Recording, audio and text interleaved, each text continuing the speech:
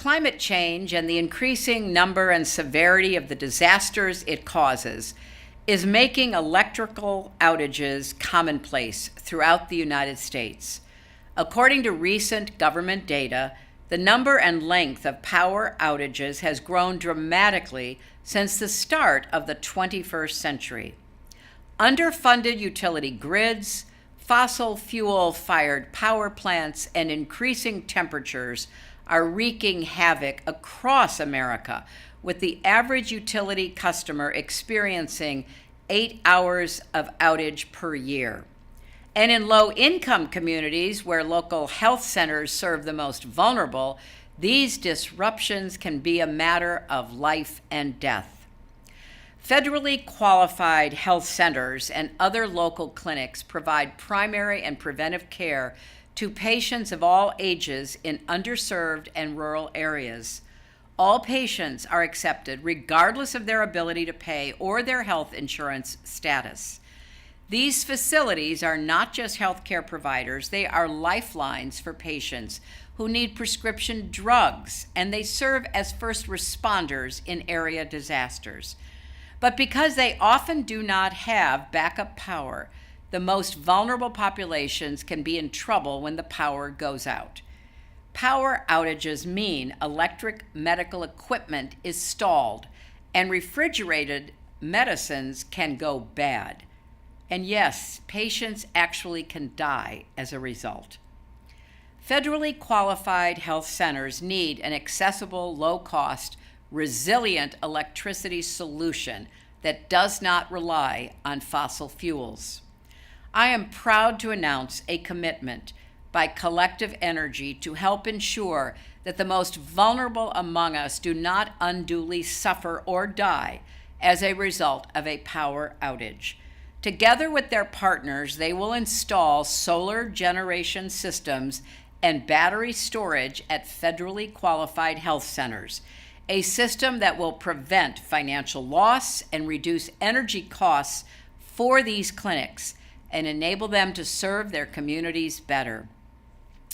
This work will begin in regions most vulnerable to planned and disaster-induced power outages and areas that are disproportionately burdened by chronic disease, racial and ethnic health inequities, and poverty. By developing financing mechanisms and an educational program, they will support the widespread adoption of solar and storage technology throughout the sector. Installing solar systems at federally qualified health centers can serve as a model for enabling energy cost savings, preventing healthcare disruptions, offsetting carbon emissions, and ensuring that everyone has access to health services even when the power goes out. Most importantly, this will improve and save lives, and it can be replicated in low-income communities everywhere.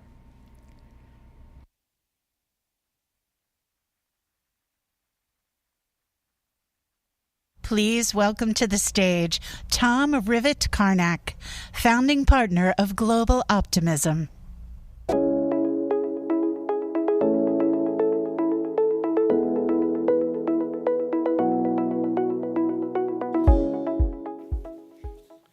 Good afternoon, everyone. Welcome to this session on the climate crisis we're already in. This session could hardly be more important at this moment. If you think about the summer we've just had, record-breaking heat waves in 3 continents on the same day, right now a third of Pakistan underwater. The climate crisis has reached a point where, yes, we need to mitigate urgently, more urgently than ever, but we also need to focus on adaptation, to protect the most vulnerable, to integrate climate justice, to protect our infrastructure and our agriculture. We have, over the next 90 minutes, some fantastic panels with some remarkable speakers. So delighted you're here, and please stay with us for the next 90 minutes. But before we get into it, we've got one more commitment to action. So please can I welcome to the stage Zach Rosenberg, co-founder and CEO of SBP.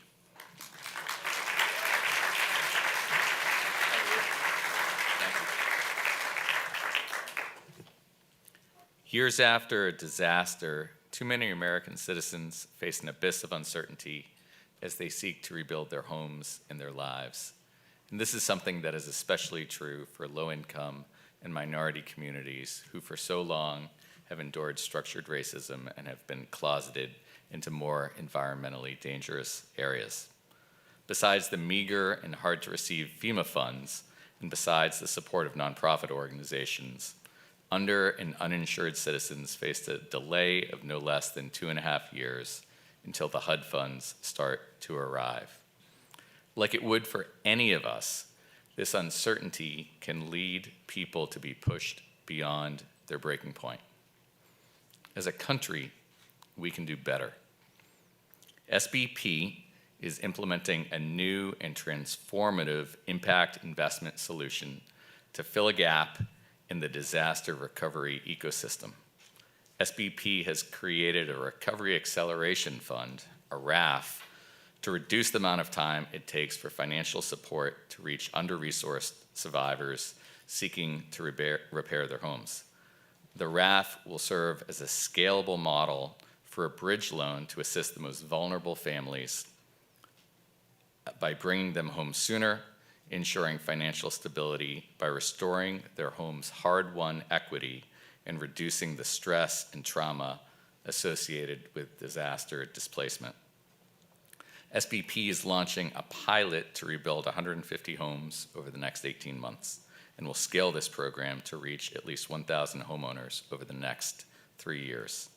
This model, which will pay a 4% return to investors, will become the go-to model that states and cities use to base their HUD CDBG action plans on.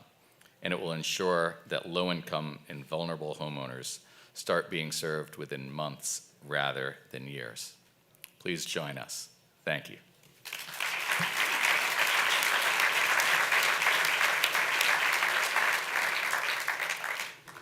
Fabulous. Congratulations, Zach, and thank you for that. Right now, in a moment, you're going to hear a conversation with Governor Newsom, fresh from signing 40 climate-related bills into law. But first, I would like to introduce a remarkable leader who's also going to make a commitment and then interview Governor Newsom. So if I could welcome to the stage Jacqueline Novogratz, CEO of the Acumen Fund, and also Amanda Noose, Senior Vice President of Corporate Responsibility at Target and President of the Target Foundation.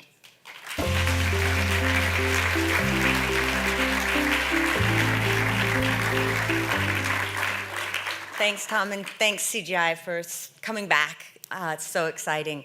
I'm actually talking about a commitment we made last year to give just a quick update. A year ago, Acumen made a commitment for $5 million which has been initially supported by the Target Foundation, really to accelerate, invest in, and create an ecosystem of green growth and circular economy models that are very specifically focused in India on some of the most vulnerable workers in the nation that are disproportionately impacted by climate crisis. As Tom said, adaptation is something we absolutely need to focus on. Take, for instance, the 4 million waste pickers across India, all working in the informal sector, highly dangerous conditions, impacted disproportionately by climate, whether it's through their houses being washed away in floods, the toxic fumes that they are consuming while they work on the trash piles, and nonetheless, by taking recyclable plastics and other elements out of the landfill, they're actually contributing to fighting climate change. The good news is that there's a new generation of entrepreneurs that are looking at these circular economy models, looking at regeneration, and trying to find ways to make business work in ways that put the dignity of some of our poorest citizens at the center. They're not that investable. And so what we're doing with Target support is building a series of accelerators where we're identifying the best models, accompanying those entrepreneurs and building capabilities so that we can build a pipeline where we will then use our patient capital, invest, and hopefully help build the next generation of business models and role models for the kind of new companies that this world needs, that puts the climate, gender, the dignity of work all at the center. Do you want to? Yeah. We're only halfway there. Yeah. Well, thank you so much, Jacqueline, and it's a pleasure to be here. Through the Target Foundation, we envision a world where every family and every community has the means to really create and design the joy in their own life. And what we love about this partnership is it really fits nicely into our strategy. We have a long-standing philanthropic commitment at Target. It dates back to more than 100 years. And since 1946, we have been donating 5% of our profits to the communities, which today equals millions of dollars. What really resonated with us on this particular project is it aligns with our sustainability strategy, which is to co-create an equitable and regenerative future. And what we want to do is put our philanthropic dollars to work to really bridge the market gap on ideas that really will be at that intersection of profit, climate impact, and people impact. And in this particular initiative that Jacqueline said, we are so proud to partner with you. Jacqueline and Acumen has a long history of really thinking through it in terms of localized, community-driven programming that really allows them to work with experts on the ground to really unlock solutions driven by community. And the Green Growth Initiative, led by their team in India, really is at that intersection of, again, employment that's safe, but also that has a positive impact on people and the planet. So I just want to thank you for this partnership and just share, that it is really an example of us, again, continuing to partner in new ways with a shared mission and a shared value on how we can unlock a more sustainable future for all of us. So thank you so much for Acumen and for Jacqueline for this partnership. Thank you. Yes, appreciate that.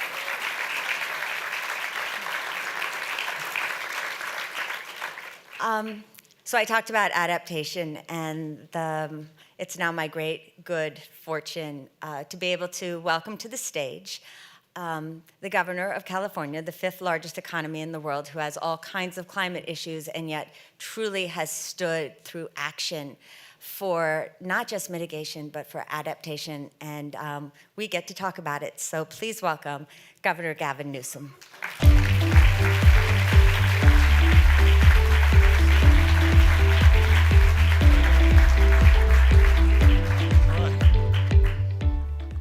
Music.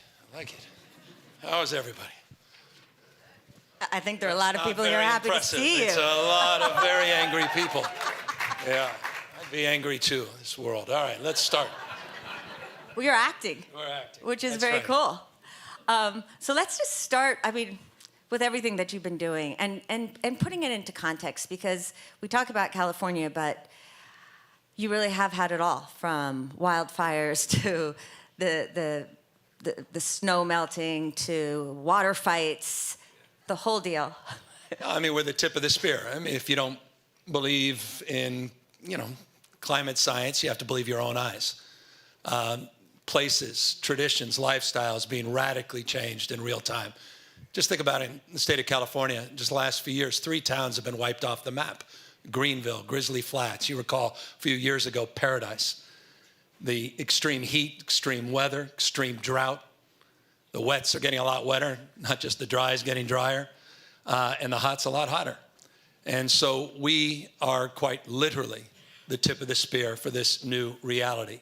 And as a consequence, we have to disabuse ourselves with our old policies and projections, and we have radically reorganized our thinking, and we've taken our ambition, and now we're manifesting an action that is world-beating. What I mean by that is we have not just set forth the most audacious goals, we've backed up those goals with regulation and laws. There's no jurisdiction anywhere in the world that has set now more ambition, backed up by not just policy and a regulatory framework, but by a record-breaking $54 billion we put up in this year's budget to fast track our transition to low carbon green growth. So we're really excited about the future despite this stress.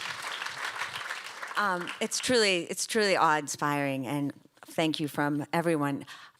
You talked, though, about resilient communities and protecting the most vulnerable. In specifics, it would be great to hear some of the things you're doing at a conference where we too often, at a world where we too often focus on mitigation. Alone. Yeah, look, I think it's that end. It's mitigation. You got to deal with the cards that are dealt, and we've got to actually address the issue. We've got to move our economy and move it off. Look, let me back up. So we've set the goals. These are familiar goals. 2045 carbon neutrality. We were the first jurisdiction in the United States, I think one, if not the only one in the world, to have codified an executive order I put out 2 years ago that says we will not sell traditional vehicles. By 2035, all the vehicles sold in the state of California will be alternative fuel. By the way, put that in perspective. 40 million people live in the state of California. It's the 5th largest economy in the world. But what makes California unique, and some of you may vaguely recall this, is California was established a federal waiver in 1967. Then Governor Ronald Reagan established a waiver from the federal rules and regulations that allows California to do more than any other state in the nation as it relates to tailpipe emissions. 17 states follow California's lead. So when California moves, it moves the national market, which in turn has an impact globally. So just that single act will have a profound impact globally in terms of our transition, particularly on, for us, the number one issue related to the environment. It goes deeply to the issue of equity, goes to the issues of mitigation and adaptation, and that is what happens, the tailpipe. 41% of our emissions in California, 41% come from the tailpipe. So if you're gonna get serious about greenhouse gas emissions, you've gotta get serious about converting your fleet. We already have 16% of all the automobiles in the state of California are electric vehicles already, 16%. Wow. Roughly half the nation's electric vehicles. And put it in perspective, the Biden administration, to their credit, they deserve tremendous credit. But they just announced for California in their new EV package, it was significant, but $58.6 million, $58.6 million for electric vehicle infrastructure. We just passed a $10 billion budget at the state level. So it gives you a sense of how serious we are about moving this transition. Now, that said, we're dealing with a mega drought over the western United States, 1,200-year mega drought. 7 of the last 10 years, we've been in extreme drought. That has an impact across the spectrum, not just economically, not just from a health and safety as it relates to safe drinking water, as it relates to our economic climate, particularly as an agricultural state, but also impacts our energy grid. Mega drought impacts megawatts. We just went through an energy crisis this month, a few weeks ago, the likes of which we couldn't even have imagined 2 years ago. And 2 years ago, we threw out the old projections and we came up with these crazy projections that we didn't think we'd see in our lifetime. 18 months later, 10 days of flex alerts, record-breaking utilization on our grid, went right up to the edge of breaking our grid, but it didn't. This transition worked, and you know what worked? Batteries. The largest power plant in the state of California is batteries. The largest installed battery storage in the world is in the state of California. We were 200 megawatts 2.5 years ago, just shy of 4,000 today and just winding up. This low carbon green growth transition was stress test in an extraordinary way with a 10-day heat dome where we had 125 degree temperatures in the state of California, 125 degrees in September. But we were able to not only keep the lights on, but to keep our wits and our commitment to now accelerate the transition. Deal with the mitigation, yes. Adapt, sure, to this extreme new reality, and that goes to what we're doing on drought and our water portfolio strategy, $8 billion we put up. It goes to wildfire resilience and forest management, vegetation management, and suppression strategies and technologies. And it goes to this. We became the first jurisdiction that we know of in the country, maybe the world, that's coming out with a heat index. Well, we'll actually score like we do a Category 4 hurricane, the heat in the state. We backed it up with $865 million because we recognize the health and safety consequences and how we need to provide more cooling centers and weatherization and deal with urban heat domes at the same time. So it's a smash mouth focus on the immediate, medium, and long term, but we are as committed and more resolved than we've ever been to accelerate this transition. And with all due respect to those conservative governors out there, Greg Abbott, And others, they're as dumb as they want to be. And they're just doubling down on stupid, and we will not follow their path. We're going in a completely different direction.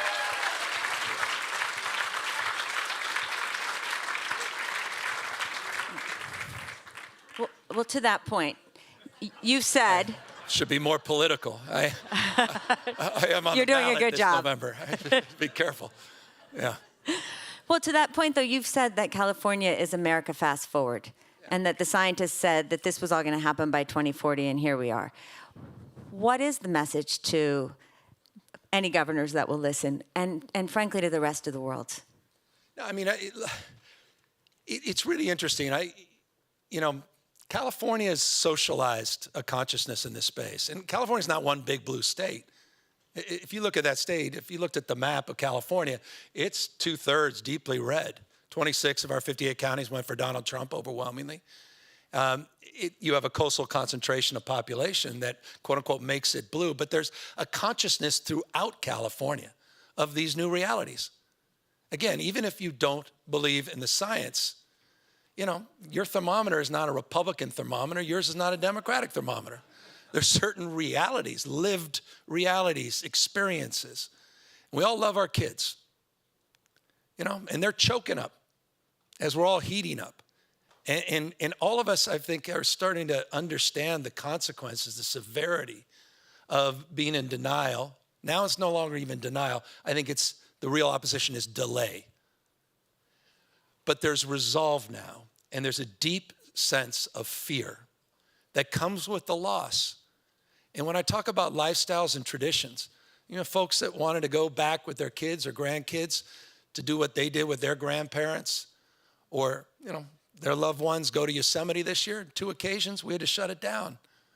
All of a sudden now it's coming home in a deeper and more profound way. But one thing that's also come home is there's no longer debate about where the puck is going. There's no longer debate about this or that. We have 6 times more clean energy jobs than we do fossil fuel jobs already in California. 200 headquartered EV companies in the state of California, 43 that are in manufacturing. It's one of our fastest, largest exports. We want to dominate in this next global industry. This is about not just electric power, it's also about economic power. And is that the message? That's the message. We're out of time, unfortunately, so I'm not even allowed to ask you one other question. No, we're done. We're done. But I would love to no, I can't. I won't. Break the rules. Well, you're so effective at just hammering change through. And you do have a state that's red-blue. And are there messages that pull people together? Is it based on fear? Is it based on possibility? If you could do it in negative 1 minute, it would really help me. But how do we think about that at this time of such division? I'll be candid with you. It just was, and thank you for mentioning it. I just signed 40 climate bills. But but that's not even impressive. What is impressive in the negative sense is that I still am signing so many climate bills. It's California, after all. These entrenched interests, we may be dominated by Democrats, but many of us are wholly owned subsidiaries of the fossil fuel industry. I mean, they play hard. They just filed, we did a setback bill, 3,200-foot setback bill for health and safety. They just filed a referendum yesterday, big oil. These guys aren't going away. So there's a commitment here, not a passing interest. We say about life in every way, shape, or form, the difference between success and failure is those that are committed versus those that are interested. Interested people find excuses. Committed people find ways of getting things done. I had to, and I'll end on this, and forgive the language, I had to jam my own Democratic legislature in the last few weeks of our session to get these 4 critical of the 40 climate bills done. Had I not done that, all those special interests would have prevailed again to deny and delay. So I don't want to overstate how challenging this is, but nor do I want to understate the significance and severity of this moment. We have to meet this moment head on, and we owe it to our kids and grandkids. And I believe, final words, in the power of emulation. Once a mind is stretched, it never goes back to original form. That power of example, and California wants to lead. We want to be that example for the rest of the world. Wow. Thank you guys very, very much. Thank you. In a time of too much talk, thank you for your action.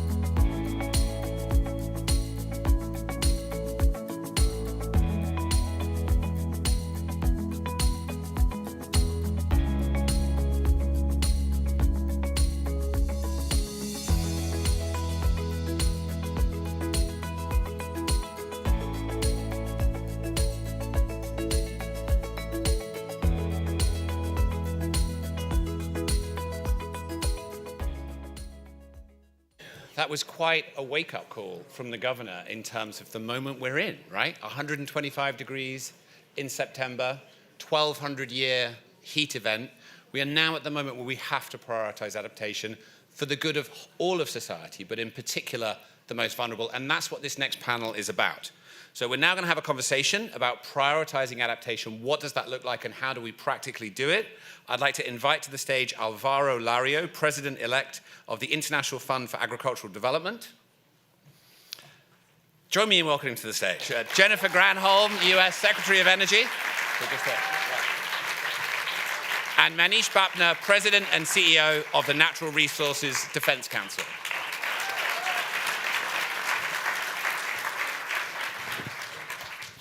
Fantastic. Well, this is very exciting. Good to see you and delighted to be engaging in this conversation with you.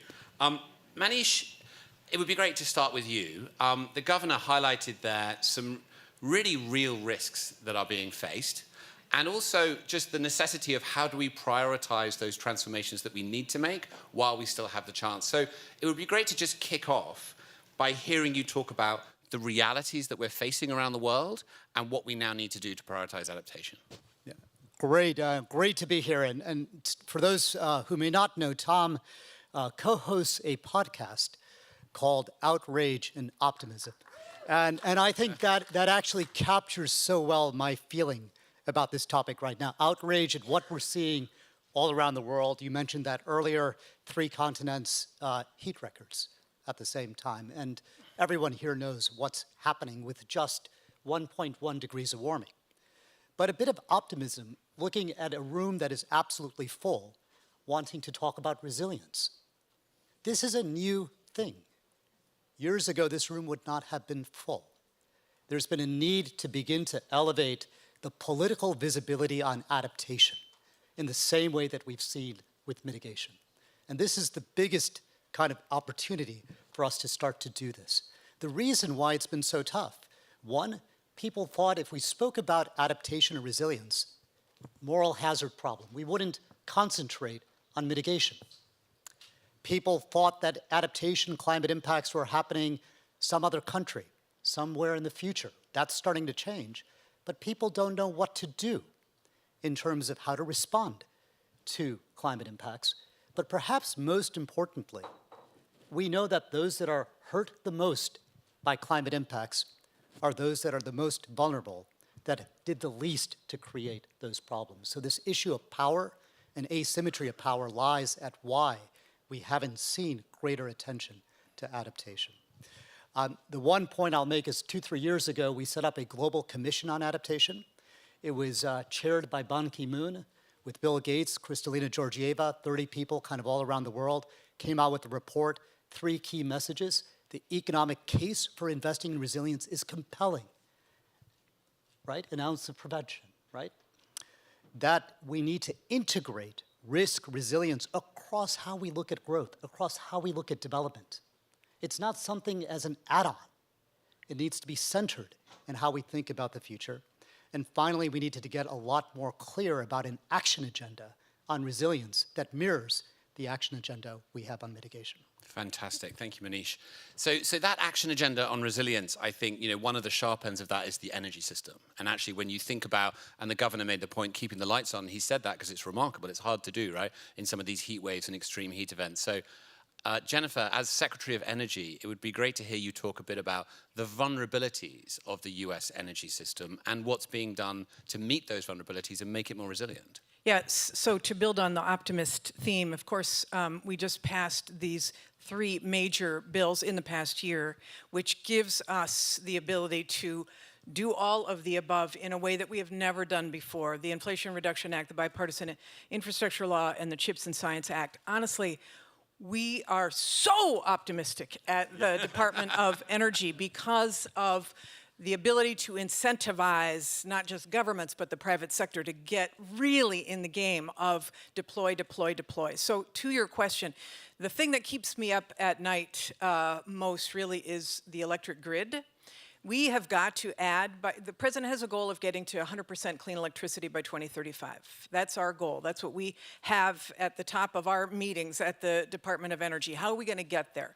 The foundation, the infrastructure for that is the biggest machinery, the biggest connected machinery that ever was, which is the U.S. electric grid. It has 600,000 miles of transmission, 5.5 million miles of distribution wires to your home. Huge. However, if we're going to get to 100% clean electricity by 2035, the United States alone has to add 2,000 gigawatts of clean electricity by 2035. That's a huge amount. We cannot do it on the existing grid. We have to essentially double, depending on the kind of energy we use, maybe even triple the size of the existing grid. And we've got to do it in a way that is resilient. We've got a grid that was built on poles in many cases in the 50s and 60s. It is very vulnerable. We speak at a moment when we see the Hurricane Fiona in Puerto Rico having again wiped out, at least the electricity for Puerto Rico. So we can go on about all of these extreme weather events which we are seeing. But if we don't have a grid that has the capacity that we need for clean electricity, as well as the resilience to make it a strong grid to withstand these extreme weather events, even as we are trying to mitigate the impacts of climate change by adding clean energy, and a grid that is also secure from a cyber perspective, then we will have missed the boat entirely. So the climate agenda of the Biden administration has added billions of dollars to the resiliency of the grid. The next step, I hope, the president will say that he got a huge amount, but it is a product of compromise, and I hope that the next step allows us to incentivize through tax credits building out more of the capacity of the electric grid. But the bottom line is, this is the thing that is so important. I hope we get a chance to talk about what we add to that grid, right. The clean electricity that we add on that grid, but the capacity of the grid has got to be something we address right away. And a very quick follow-up on that, because that's such a fascinating area. That is an astonishingly large task, right, to update that grid. Where's as a clear optimist, and I work with many optimists, but you clearly are one as well, where do you fall on your level of optimism now with these new remarkable bills in place that we're going to be able to do that? Yeah, I think we are going to be able to do it. We have until 2035, right? Okay, yeah. So we've got we've got way too much power stopped at the interconnection queues, and we've got to blast through that. We have issues related to how we permit transmission that we're working on with FERC, et cetera. I know there's a permitting bill that has some amount of controversy associated with it, but we do need to figure out how we respect NEPA and the environmental laws and get clean electricity out there, and especially on public lands and rights of ways and areas where we are not disturbing tribal or sacred lands, for example, in areas that are easier to permit where you don't have the NIMBY problems. All of that is happening right now. We're doing major planning strategy, which we will be releasing very shortly. But the bottom line is I'm confident we can get there if we keep moving and add 1 or 2 additional tools. I love it. Okay, great. So Alvaro, can I turn to you? Because along with updating our infrastructure, we need to also focus on agriculture. And just as the Secretary said, we need to add all of these gigawatts. We also need to grow more food, right? We have a growing population around the world. And in many ways, farmers are at the sharp end of the climate impacts. They're the ones that feel it most in terms of drought and floods, etc. So can you set out for us some of those challenges and what's being done to meet them around the world? Thank you very much, and thank you for the invitation. I'm very happy to join the group of optimists. Indeed, when you work in development, you have to be an optimist. So actually, IFAD is an institution we work with the poorest in the poorest countries of the Afghanistan, Somalia, Yemen. And if you imagine an IFAD project, basically you fly to the capital, then you take a bus or whatever it is, and then you take another into the mountain, and that's where our projects are. So basically the very rural poor, the ones that we target are the poor rural women, poor rural youth, indigenous people. So we really work in very difficult contexts. So what we're seeing actually is that many of them, we have the difficulty that in the global north, actually the governments are now stepping up because climate change is affecting all of us, global north, global south, but many of these are actually falling into the brink of poverty. We see a big link between food and climate, and that's where I think climate adaptation is fundamental. We are working with many of the governments, and for every $12 that is invested into mitigation, $1 is into climate adaptation. And then the rural poor, actually the small-scale producers,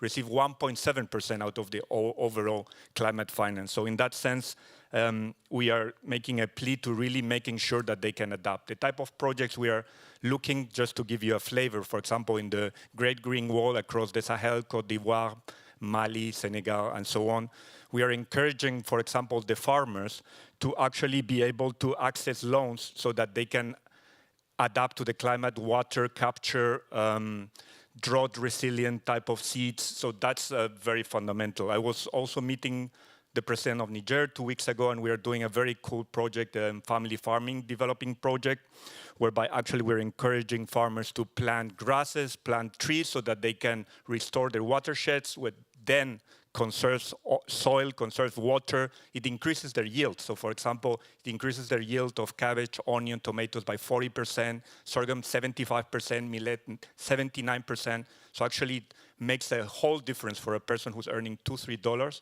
Imagine that type of productivity. So climate adaptation can make a big difference in the rural poor. Yeah. And so just to go one step further into that, I mean, that shocking statistic about 12 to 1 in terms of adaptation to mitigation, and mitigation is underfunded, right? So we know that's the case anyway. So think about how far underfunded adaptation is. I'd just love to hear you talk a bit more, because I'm part of some of these discussions around the climate negotiations, and there's a lot of resistance and resentment that the $100 billion was never really delivered as expected. It's creating a big north-south divide. And here we have agricultural adaptation, which requires even more capital. What's your life like as you go out and try and raise money and get more financing into this? How are you finding it? Are people receptive to the need for more financing and finding creative ways to deliver it? Or are you sort of struggling to find your optimism in that area? I remain an optimist. Great. But I mean, the global north actually is responsible for 92% of the share of the emissions. So that's the reality. At the same time, the actual needs for the developing countries every year until 2050 are around 300 billion per year.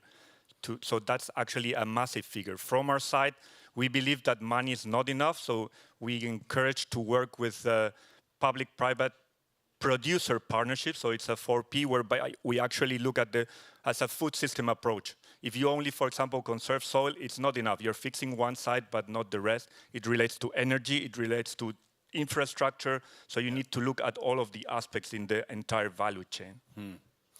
Thank you. Manish, can I come back to you with a question?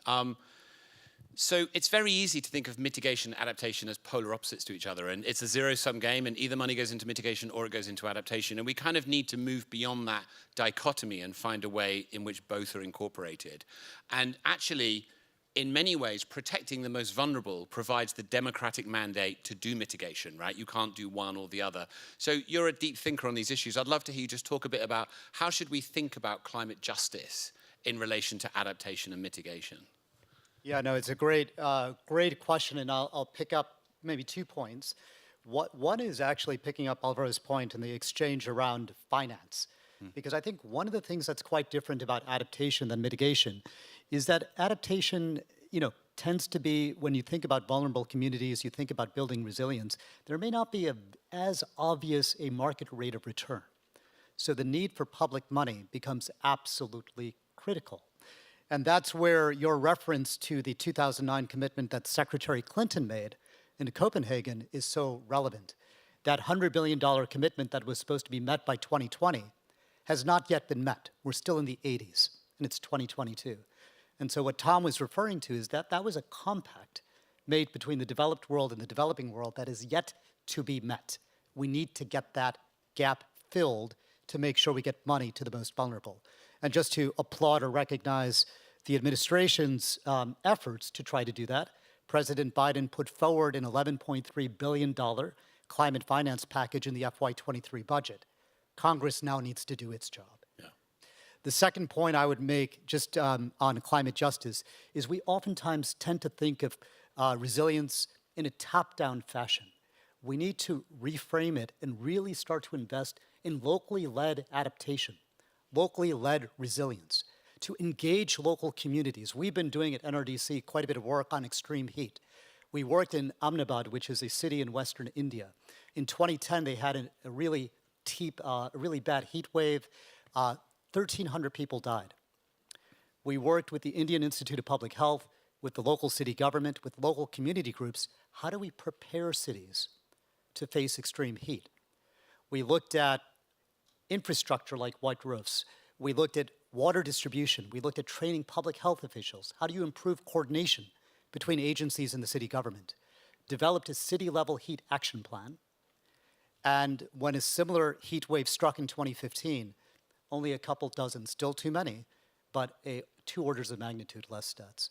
We need to see more of that. Now that's getting replicated across India through their National Development Management Authority.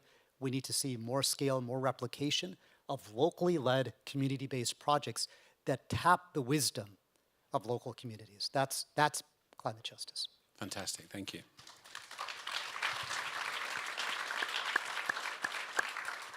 So, Secretary Granholm, the Inflation Reduction Act, which is the most remarkable achievement, I have to say. Everyone around the world, we were completely stunned and delighted when you I sort of feel it deserves a round of applause still, actually, yeah. Yeah. But it's obviously, as well as the infrastructure bill, focused largely on mitigation. But I've heard you and others talk about the co-benefits that can actually deliver benefits for mitigation and adaptation. I'd love to hear you talk about some of those co-benefits and how that works. And also, just as a second question, I know that the DOE has taken on President Biden's Justice 40 commitment. So how are you also prioritizing the most vulnerable? Yeah, thank you for asking me that second question, because I'm going to pick up right on what you said. Because for many of you, who've been following this, on the president's first day in office, he signed an executive order that required that 40% of the benefits of our climate efforts should be received by disadvantaged communities. And so for all of us, all the departments across the federal government, we've been trying to figure out how do we systematize that? How do we embed it in our structures? And so, for example, the bipartisan infrastructure law and the Inflation Reduction Act both have tax credits and they've got competitive grants, right? And so in order to be successful in a competitive grant, we've embedded in the evaluation 20% on whether you've got a community benefits agreement, whether you are advantaging a group that has, as a frontline group or a fence line community. For the tax credits, inside the law, you get extra points if you locate a clean energy project, assuming that you have consent, in a community that has been disadvantaged. And the meaningful engagement that is required, and I underscore meaningful, must be a bottom-up strategy. This is so, we've created a whole new office because of this emphasis, and we are hiring up people, by the way, and if you know folks who are really interested in community organizing on the ground in disadvantaged communities for clean energy, because for so many, I mean, there's this huge amount of money for, just as one example, on weatherization of people's homes who are, you know, who could really benefit because it reduces their costs. And now on top of that, it's not just insulation, it's not just new windows, it's not just LED light bulbs, it's also electric heat pumps, geothermal heat pumps. It is, I know, solar panels on the roof, really helping people to eliminate their bills. But a lot of communities, in order to access this, we need folks who can help to share the benefits. It's just because something is passed doesn't mean that folks know how to access it. And often if they're applying for a grant, for example, it is complicated. And so for any of you who are engaged in philanthropy, and I know a lot of you are, supporting efforts specifically related to getting these benefits to disadvantaged communities across the country, environmental justice communities across the country, is so exciting, and we are all in on it. So the 40%, we have 140 programs inside of the Department of Energy that track this. You've got to be transparent to know whether you're meeting the 40% and all of that. But it is, you know, the Department of Energy has been a research and development and small-scale demonstration office up till this year. And now we are doing deploy, deploy, deploy. It is a whole new muscle that we are exercising. Particularly, we haven't had offices embedded in local communities or haven't had people on the ground. This is what's so exciting about trying to heal the world. You know, some tikkun olam, trying to repair the damage that has happened to communities that have been disproportionately negatively affected by pollution and by having their communities bisected by infrastructure, for example. So we want to be part of that change, and we want y'all to be part of that change as well. We are hiring up for those of you who know folks who may be looking, spread the word, because we have a whole a climate core. We're hiring 800 people to be able to be part of that climate core with all kinds of skills, from engineers and project managers to folks who would be working in the communities. So climatecore.gov, just FYI. And just quickly, on the mitigation and adaptation, I mean, things are changing so fast on the ground out there in the world because of these extreme weather events. We know we've got to move, we've got to adapt to new forms of power, for example. I mean, you know, hydroelectric power used to be the most basic, reliable power, and in many cases we're seeing these dams lose water, and the hydroelectric power is not even as reliable. So our focus is on adding the basic power that we know, making it clean, dispatchable, so making sure that renewable energy has battery storage to be able to do this. What kind of batteries? These are parts of the research and development arm. We have a series of energy earth shots. I know some of you have been involved in the Bloomberg earth shots. Well, we are taking a whole new look at the technology reaches to be able to get to those. One is long duration storage to reduce the cost by 80%. One is green hydrogen to be able to reduce the cost, to make that a dispatchable baseload power, making sure that there are no externalities. One of them is removing CO2 from the atmosphere, carbon dioxide removable. One of them is enhanced geothermal,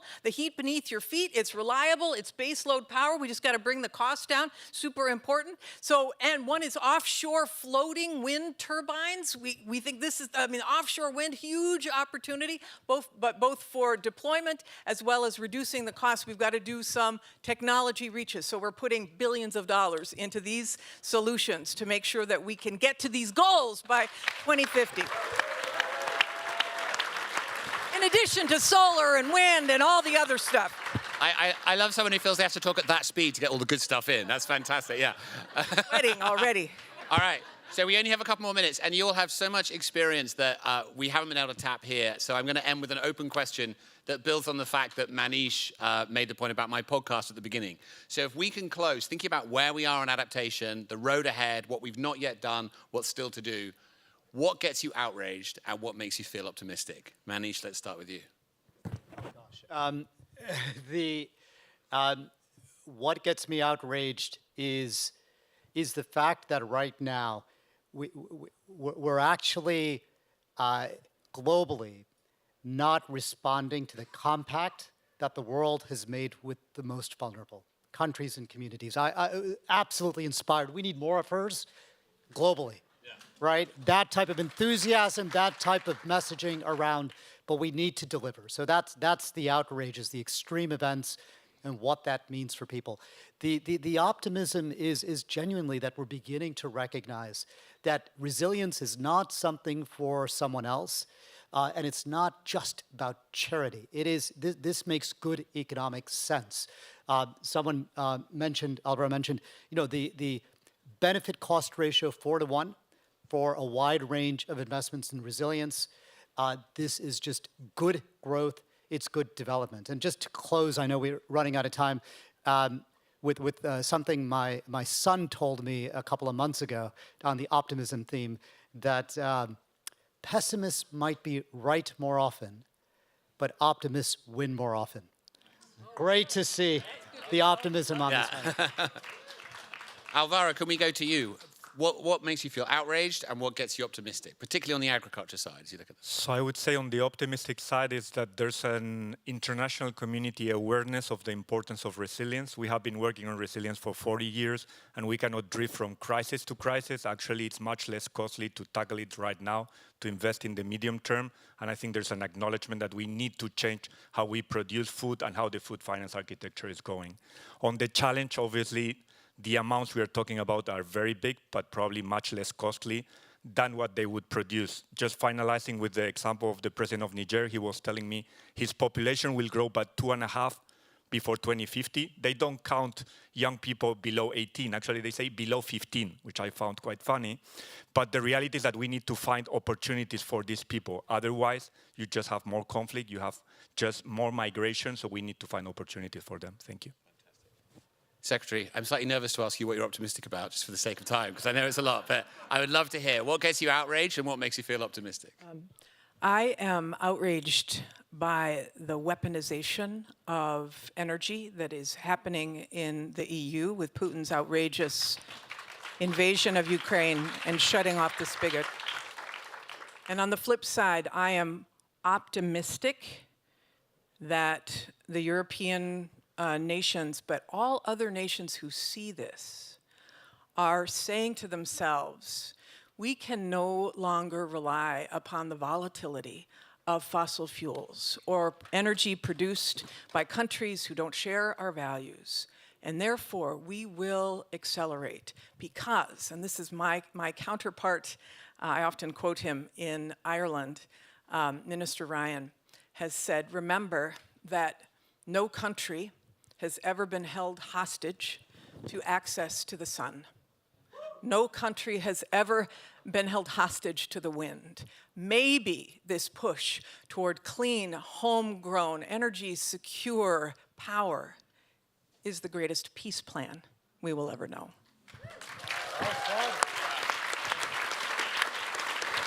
Fabulous. Well, thank you so much, Alvaro Lario, Secretary Granholm, Anish Bapna. Thank you very much.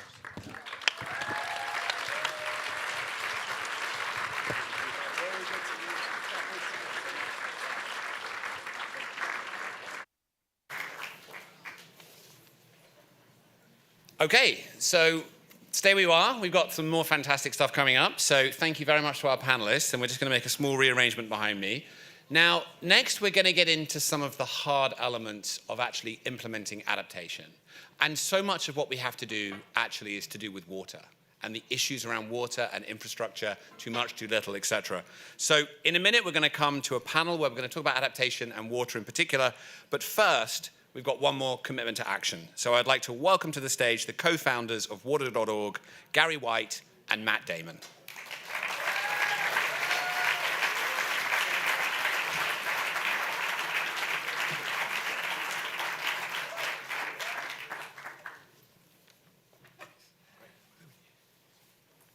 Hey, everyone. So we're excited to share our commitment to action, Water.org's most important initiative yet. It's grounded in our understanding that the climate crisis is a water crisis. NASA, which keeps a pretty careful eye on this planet, says that water shortages will be the key environmental challenge of the century, and people who already struggle with access to water will be hit first and worst. Imagine your only source of water is hours away and it goes dry. Or imagine you rely on rainfall to grow crops to feed your family and the rains don't come. We're looking at famines, water wars, mass migrations. unless we invest in getting people in poverty the water and sanitation solutions they so desperately need, unless we invest in their resilience. And the good news is we know how to do this. Thanks to Water.org's local partners, millions of people have already been able to invest in taps and toilets at home, rainwater harvesting, water storage. These are local, resilient solutions. And they've done this through microloans, more than 10 million to date, and these loans have been repaid at a rate of over 99%.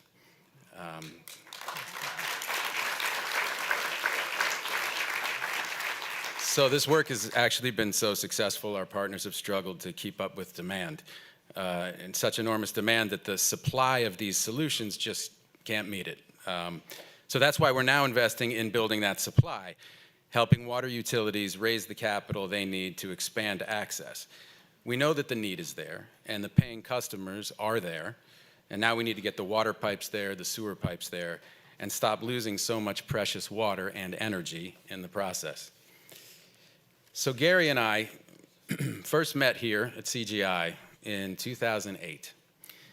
1 year later, we stood on the stage and nervously made our first pledge. We were nervous because we understood the whole deal here at CGI. If you make a commitment, you have to hit it. And that's really the beauty of this event. So in 2009, Gary and I pledged to reach 50,000 people in Haiti with access to clean water. Today, 13 years later, Water.org will celebrate reaching 50 million people around the world.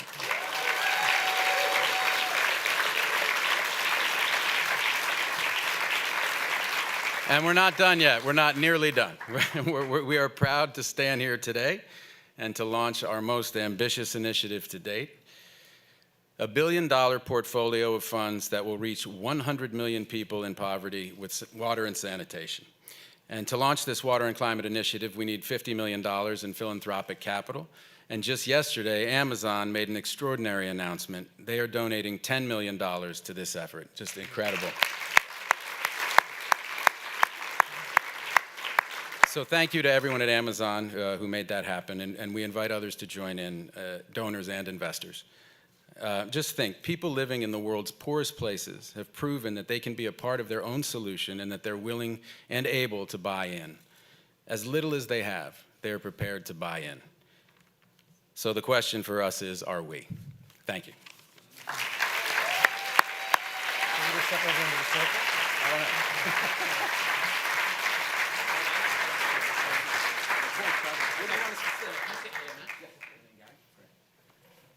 Fantastic. Congratulations on that commitment.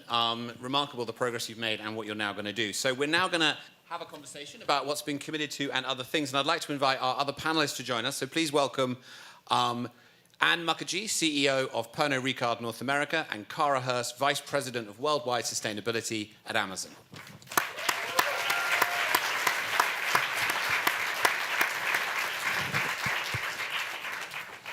Fantastic. So we're going to start with water. And Gary, I'd love to start with a question for you. You're a water and sanitation engineer. What kinds of water shocks are we now seeing, and what will we see continue to happen as the planet continues to warm? Well, I think what we're seeing is if climate change is a shark, then water is the teeth, right?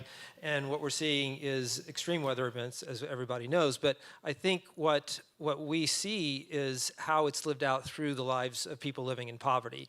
You know, we have helped 50 million people get access to water and sanitation, but what if they backslide? And if we see this starting to happen, then we really have to double down, both in terms of the adaptation, helping people get more resilient access to water and sanitation, which is part of what we're doing. But we also know, at the end of the day, when we talk about climate refugees, these are really water refugees. These are people who are moving, migrating from one place to another and stressing our social systems in all kinds of ways because that water source that they maybe had last week that they were using is now gone. And so that's where we see this intersection between water and climate. And the solutions that we're looking at are both in terms of adaptation, but also in terms of mitigation. There are a lot of underlying kind of carbon issues with water in terms of the infrastructure, leaky pipes. 35% of water that flows out from pipes around the world gets lost in the process, leaks out.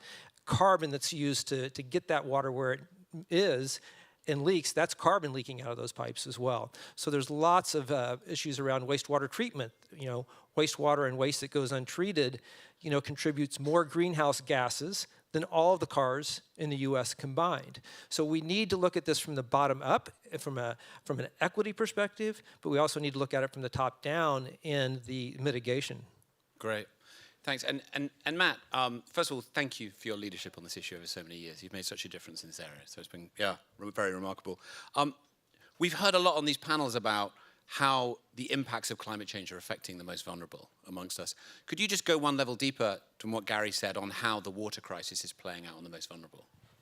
Sure. I mean, I think Manish said it really well. But I mean, none of us are immune to climate change. But clearly, the most vulnerable, the people that we serve are going to feel it first and worst. And Gary mentioned the backsliding that we're trying to stop, but also, for us, it's like these weather. I mean, everyone's talked about Pakistan and Bangladesh. The people in Jackson, Mississippi, are living under a water boil order right now. Right. These kind of things are going to keep happening: floods and droughts, and so we just really need to build. To mitigate these kind of future impacts, we have to build stronger and more resilient water systems. That's really it. That's kind of the 30,000 level. Yeah. Coming from Europe, I have to say we've seen that firsthand this year, right? I mean, Europe is usually so wet in the summer, and there's been a ban on using water across much of Northern Europe. It's been remarkable. And wildfires in the UK, I mean, we never thought we'd get to this point to see it. And water is the sharp end. I love what you said about if climate change is the shark, then water is the teeth. Cara, can I also ask you to come in here? You've just made a very big commitment to partner with water.org. You're leading Amazon's sustainability efforts. Can you talk about that commitment and what that's going to mean for you in your partnership with water.org? Absolutely. Yeah. And thanks for having me as well up here. We at Amazon have been following the science on climate change, as have so many of you in the room, for a long time now. And we made a commitment through the Climate Pledge, which we're partnering with Tom and Christiana on, to be net zero carbon by 2040. That's across our global operations. It's a big commitment on our scale and our size.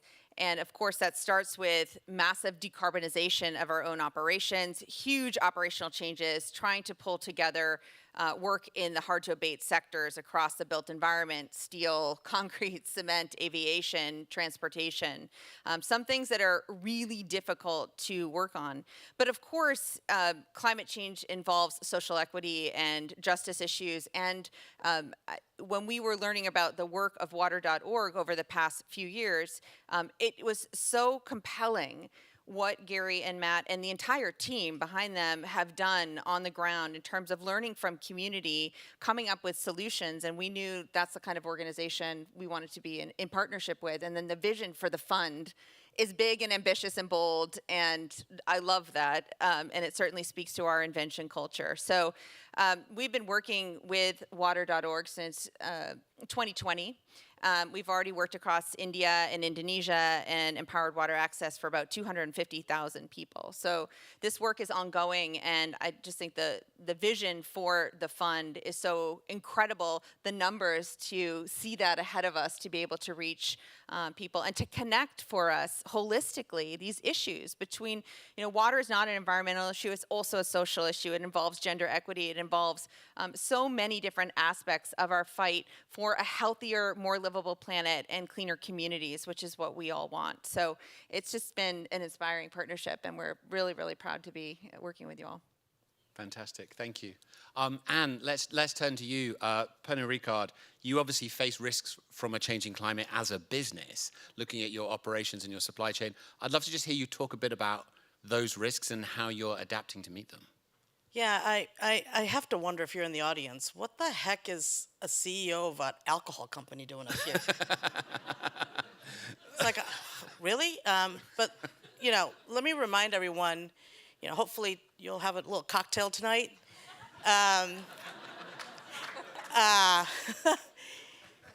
Make it a Jameson. But no, look, when you're grabbing a cocktail, you don't think that you're actually drinking an agave plant. When you're drinking bourbon, you're not thinking I'm drinking corn and wheat. While we may sell alcohol, at the core, we're an agricultural company. And our heart is a people company. We like to unlock the magic of human connection. And that connection is not just with other people, but the planet. This is not what we do, it's who we are. If we don't do this the right way, we don't have a business, period. It's gone. And so, for us, this is not just an option, it's how we run the company. And, I'd say one thing that's really important to me. As a CEO, of course, I have a fiduciary responsibility on return on investment. But I think we now live in a world where P&Ls, you have to think about return on responsibility if you want that P&L to be sustainable. And, one thing I'd say is to the CEOs out there, hire people that are hungry for bringing together climate and nature as a part of their business. What do I mean by hungry? I grew up in India. I had water rationed. I got sick from bad water. I almost died. I had only, 8 hours of electricity some days to study for my board exams. I know what it's like. So hire more people like us. Because when you have people who are passionate about this because of their life experiences, they can use the power that they have. And I'm very grateful for the position I have because now I have a sense of responsibility. And so hire more people like me and unleash the power of what experiences people have lived through to change tomorrow.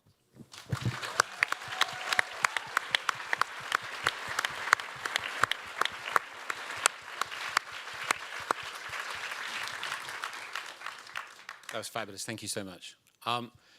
So Kara, I'd love to come back to you because we've talked a lot on these panels about the impacts on communities and rural areas. But in your position, running worldwide sustainability for Amazon, if we think about the complexity and the immense size of Amazon's supply chain and the millions of people that rely, as we saw in the pandemic, on you making all of that work and delivering the packages such as you need to, take us into your world a bit around how do you make Amazon's supply chain resilient to climate shocks? And what are you seeing? What's keeping you up at night and how are you solving those problems? I'll make it brief. No. Yeah, I really resonate with what you're saying, Anne, because I feel an absolute passion but obligation to utilize our size and our scale for good. There's no other reason to kind of think about how we operate in community other than to try and make it healthy or to try and bring solutions, to try and involve community in solutions that we know exist and yet need to get to scale. And you're absolutely right about bringing also people who have that lived experience into that work and into that passion. So one of the things that we try to do is to think about all of the places that we have a lever to pull. And that can be within our own fulfillment and logistics network. It can be within our physical place within a community. It can be in the work with our sellers and vendors, and over 50% of what's sold on Amazon is small and medium-sized enterprises. These are folks who have an idea and they're trying to scale it themselves. And so working throughout our whole network, first and foremost, we want to keep our people safe and we want to keep our communities healthy. And so when we think about that, the electrification that we can bring, when we established that pledge in 2019, we had been working to get electric vehicles, that we could procure into our system and think about, we were trying to send a demand signal for that. And frankly, it was very challenging. So we decided at that time to partner with a company called Rivian, and we ordered 100,000 electric delivery vans because it was a shot across the bow to say, this is serious. We want to see this industry transform. We established a $100 million Right Now Climate Fund, which is about right now we need to invest in communities on mitigation, adaptation, resiliency. We need to invest in nature-based solutions. So we're trying to use our scale, and then we made it a pledge, of course, because none of this happens alone. None of this happens unless we share what we're doing and we share solutions together, and we invite others in and encourage that dialogue. So a big part of what we're also trying to do is to open up, in an open data environment, in a solutions environment, to tell people about what we're finding is early stage decarbonizing technologies that we're investing in through different funds, and to share that learning and say, we think there are solutions out there, but they're not at scale yet, and we don't have any more time. We need all of us to go faster, and we need to be investing now. So part of what we're trying to do is to continually send those demand signals, because that's one lever we can pull, and then to create a community where there's more dialogue about how that happens. And then I think the third and final key piece of that is to find partners that you trust and you value and who also follow the science and who are thinking very, very big about those solutions, involving community in that as well, and willing to go out and evangelize that. Sometimes we go on these panels and people think, well, that's, more platitudes or whatnot, but what I think you can tell we're all very passionate about, and the panel before us, is this has to happen now, and we need more and more people involved in those kind of solutions and involved in investing and scaling up and doing this today. Thank you. And I'm just going to stay with business for a minute and then come back to water. And just listening to what Cara said, that obviously very different business, but you're clearly so passionate about using your business for just and inclusive growth and engaging all sorts of people. Can you comment as well on the transformation of your business and supply chain, meeting those shocks, but actually also engaging? And it's a big question, but yeah. It's a huge question. Yeah. So, look, we as a company, as an industry, we're facing everything else that everyone's facing. And I think most companies are now figuring out, I got to think differently if I'm going to survive, right? Yeah.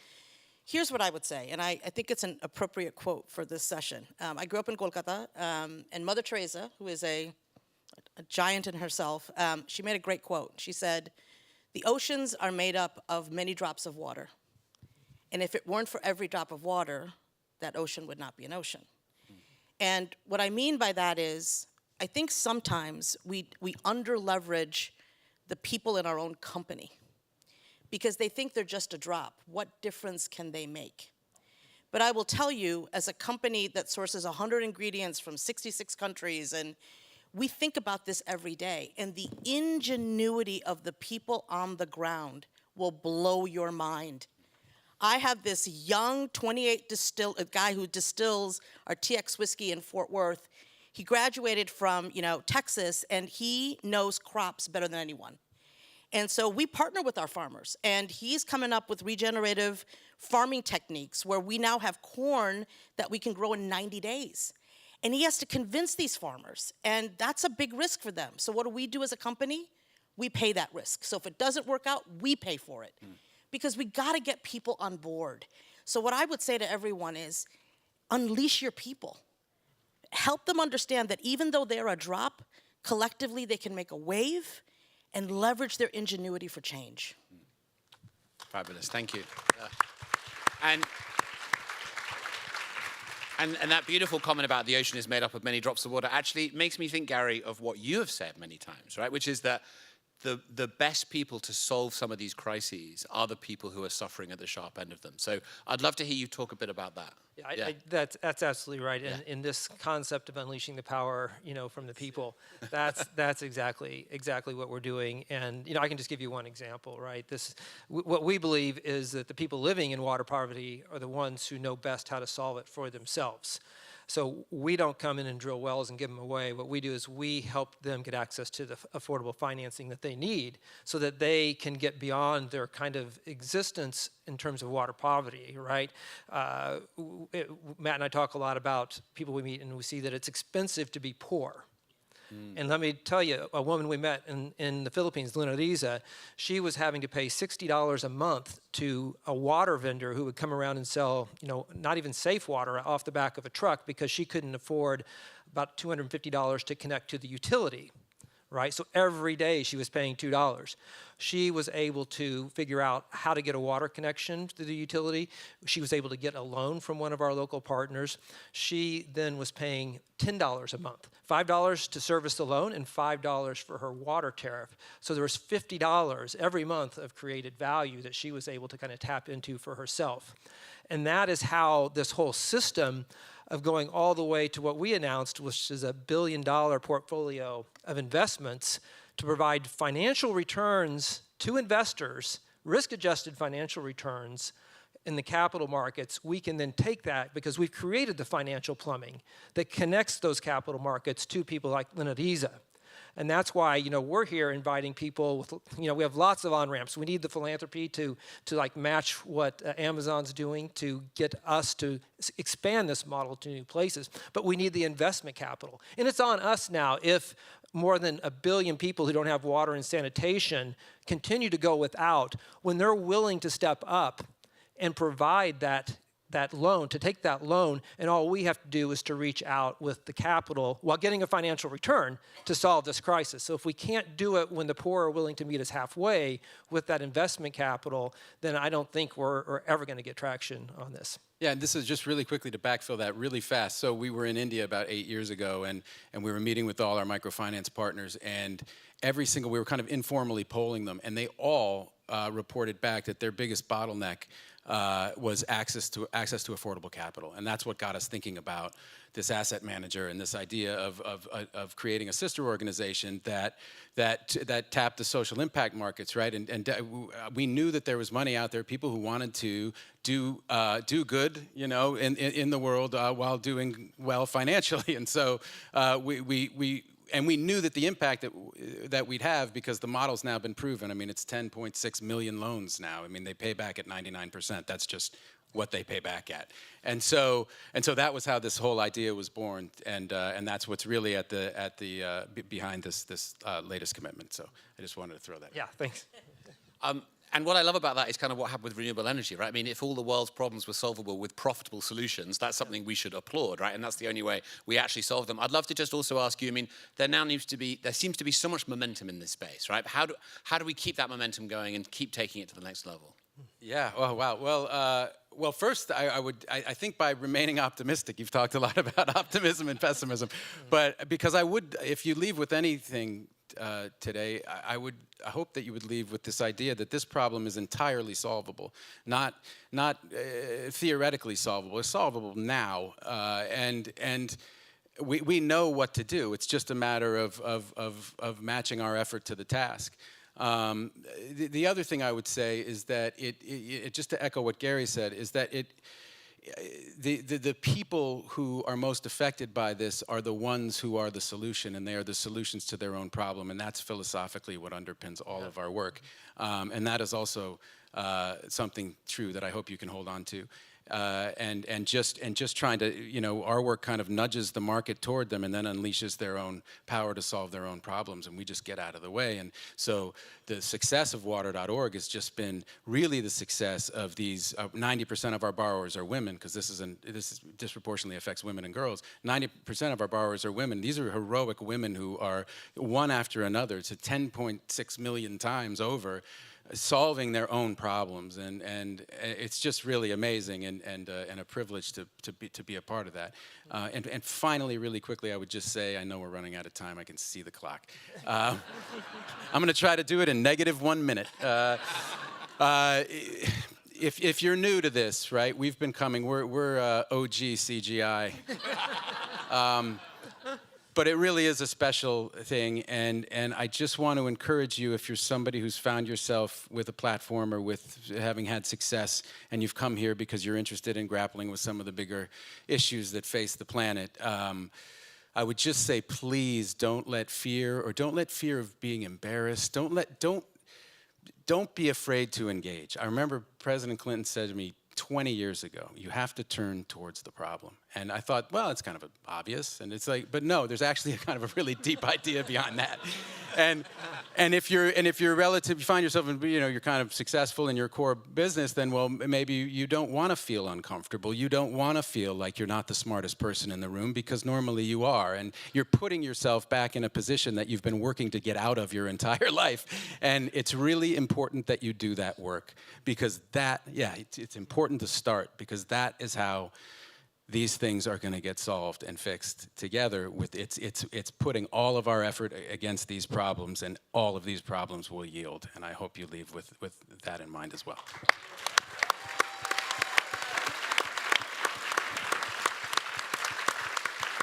So sadly, we are out of time. Gary White, Matt Damon, Cara Hurst, and Mukherjee, thank you so much for joining us. Thank you.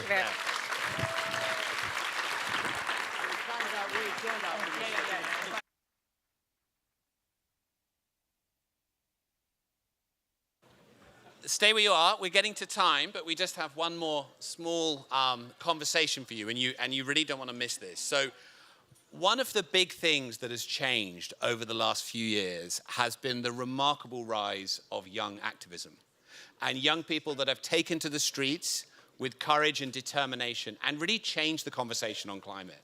And of course, that is a movement that has changed so much in our world, but there's various leaders in that movement who have really taken the opportunity to change the conversation. And one of those young women is sitting in the room today, so I'd like you to join me in welcoming Shia Bastida.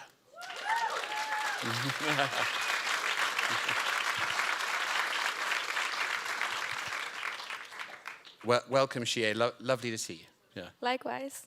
So Shia, you're from a town in Mexico that's been impacted by climate change in some quite serious ways. I'd love it if we could start by you just sharing your personal story about where you came from and that place that's your home. Well, first of all, thank you so much for having me, and thank you for listening. I am from a small town in Mexico called San Pedro Tultepec, and it's about 40 minutes west from Mexico City. And it is what a lot of academics call the perfect storm. The mixture of pollution, mixture of infrastructure that bisected us, that's what I heard earlier, Mexico City taking away our water, and in 2015, flooding that my grandmother of 80-something years had never seen before.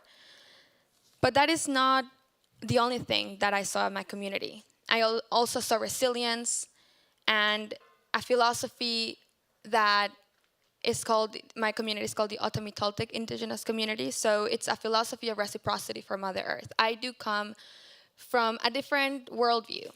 One where my grandma taught me that if we take, we must give back. That we must think of the past 7 generations to ensure the stability of the future 7 generations. Many of you in this room, I think we are in a moment when we not only need more ambition, but also a new paradigm. And when I saw that my community was not only being affected, that my generation was going to be the most impacted, but also that my parents had been working on climate since 1992 when they they met at the first Earth Summit there. Yes, my parents have been in it for a long time. I knew that I couldn't wait to grow up and graduate and do something about the climate crisis. I knew that I had to step up. And I think a lot of young people are feeling that way. And we shouldn't feel like we have to leave our youth behind and join a movement and mobilize millions of people around the world. But here we are. And the reason why is because this is an era of transformation. And youth are critical for that transformation because we have imagination. And all of us have to embrace that. So that's why I'm here today. Thank you for having me.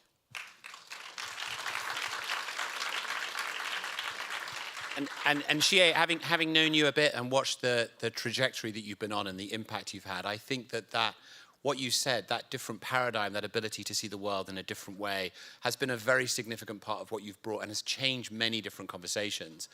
I'd love to hear you talk a little bit about, we've heard today about some of these impacts around the world, the way they're affecting the most vulnerable, and we've seen that the response so far is insufficient. And that as yet, we are not finding the courage and the change perspective to stand in solidarity with those communities that are facing these impacts. Why do you think that is? And how can we find that courage and determination and different worldview? I am going to share something that I don't think many people have heard before. I think this is why we have failed to truly adapt to this crisis that is affecting people all over the world, but primarily frontline communities.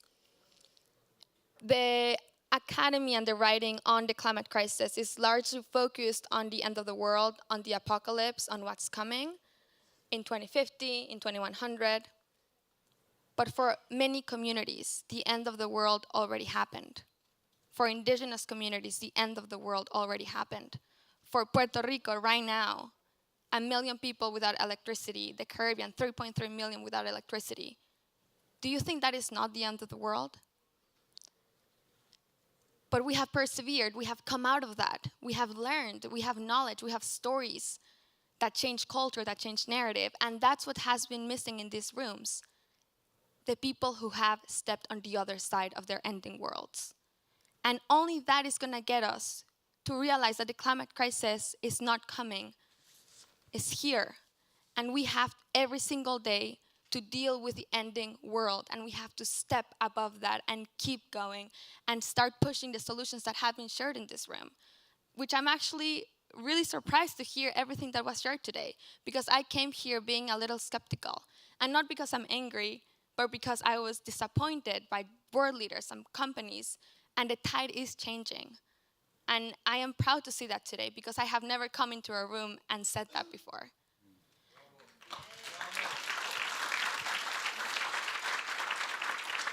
I think just think about what you just said, and I also think your particular leadership in this movement, what you managed to do, we've talked a bit about optimism today. You managed to, I've seen you do this many times, come into a room and be very clear about what you demand and what the future generations require, but to do it with a sense of empowerment and optimism. I'd love to just hear you talk about where that comes from and where you find that, because that's understandably, many young people are just very angry, and we should acknowledge that that comes from a place of pain, and that's not anything that we should anything other than respect. But you also bring a sense of joy and optimism to your activism. So I'd love to hear you talk about that a bit as well. The reason why I am a stubborn optimist, and I think all of us should embody that, is because I want to build a world with joy, and you cannot get a world that is joyous without joy in the process.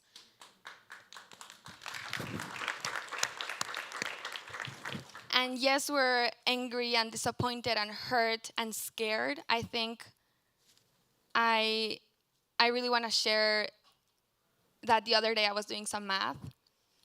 My kid is gonna have, if I have kids at 30, it's gonna be like, I don't know, like 20, 32, and then my kids are gonna have kids. My grandkid could make it to the year 2100. They could be 70 years old in 2100. So a person that I'm gonna know, a person that I'm gonna love is gonna be alive in 2100. We have not thought about targets that go beyond 2050, maybe 2030, 2035. We need short and long-term targets, and I need you to promise me that my grandkid is gonna be okay. And that is why I'm doing this. But I'm not gonna do this and come to cry to you or come and shame you. I'm gonna do this and tell you that we can do this, because we have to change the entire world together. It's not gonna be my generation that's gonna be the last generation that can do something about the climate crisis. It's gonna be all of us who are alive today, who have a stake and influence in your specific industries, who are gonna say, I don't care about who I am in this board or this presidency or this anymore.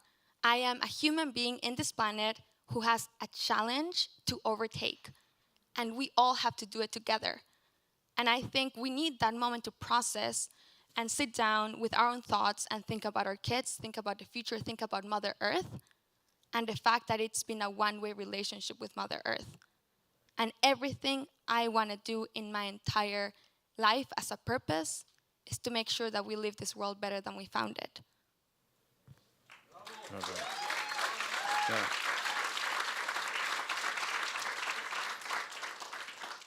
So last night, Shia, I was at a dinner where there were about 60 billionaires in the room.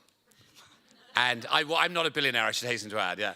And it was a dinner focused on getting more philanthropy into climate. And Christiana Figueres, who you know and I work with, was speaking from the panel, and she said, I would like to see a show of hands of who believes we can reduce emissions by 50% by 2030. Not a single hand. I'd like to ask you, how do we change? Because the truth is the future is uncertain, right? They don't know that. We don't know that. But that perspective creates a certain path dependency. How do we change that and get a bit more of the stubborn optimism you just described, a bit more of the grit, which we see so clearly in you, that this is our moment, and this isn't a choice for us, right? This is absolutely a necessity, whether we have coral reefs or tropical glaciers or a livable climate in 50 years, 500 years, or 500,000 years is dependent on what we do in the next 5 to 10 years. We can't afford that luxury of thinking this isn't possible. How do we take where we are now and make the kind of transformation and the kind of connection that you evidently have and help more people experience that? Easy question, right? I think that, I think about it this way. I have commitments for next year, and I finish university in 2 years, and after that I need to do this other thing, and next week I have another panel, and after this I have a dinner. We all have commitments, and our lives are based on our following commitments. Think about a time in your life where you're done with those. Maybe you have just a lunch schedule for tomorrow, and you go to that lunch, and then you're free. What would you do with your life, with your purpose, if you had an endless possibility of choices and no commitments that tie you down? And now think about all of those commitments that you have, all the important people you're going to talk to, all the people who you're going to have lunch and dinners with and cocktails with, that I cannot go because I'm 20 years old.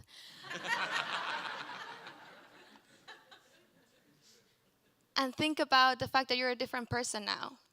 And you're not only gonna accept the next budget that only has 10% in climate and 10% in mitigation and 10% in adaptation, but about how every single dollar, every single decision is to save this planet. It is something that I don't think our brains can comprehend, but maybe we can feel it.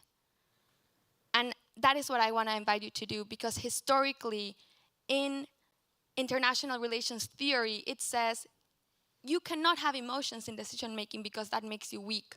But I believe that emotions and joy and love makes us strong, because they make us real, and they make us feel, and they make us have the ability to make decisions that actually are protective, not destructive.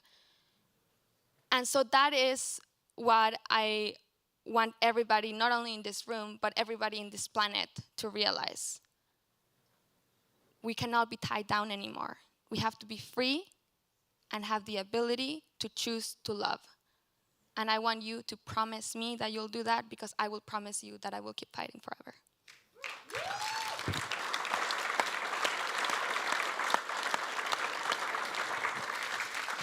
Well, unless you have another comment you want to make, I honestly can't think of a better place to end the panel. And thank you so much. It's always been such an inspiration to see you and speak to you and see the impact you've made. Thank you all for staying. I think we've all learned a lot. This has been a fabulous discussion. Really appreciate your participation. The plenary starts in a few minutes. Thank you so much.